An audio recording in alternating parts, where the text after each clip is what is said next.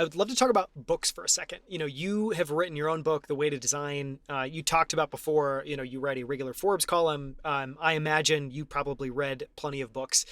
When it comes to either design, investing, entrepreneurship, books for founders, what books do you find yourself either one, kind of going back to, thinking about, referring back to, or two, giving to people or recommending to people? Yeah, I'd say giving books is a love language of mine.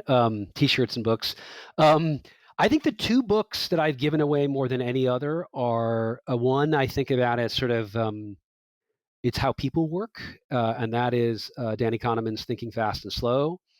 And the second one is I think how businesses work, and that's Poor Charlie's Almanack. And I think they both have really interesting lessons for founders, for investors.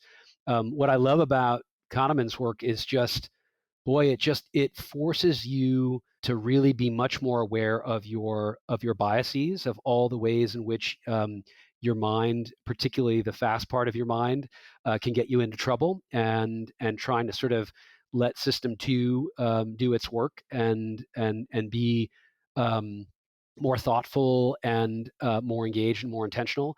And then Poor Charlie's Almanack is just such a treasure for me. It's this giant blue, kind of almost like case study book, exactly. But there are some vignettes in that, and there are many of his sort of speeches, Charlie Munger's speeches, that he then deconstructs and sort of talks through, and in some cases sort of is like, this wasn't as good as it could have been, or nobody understood what I meant here.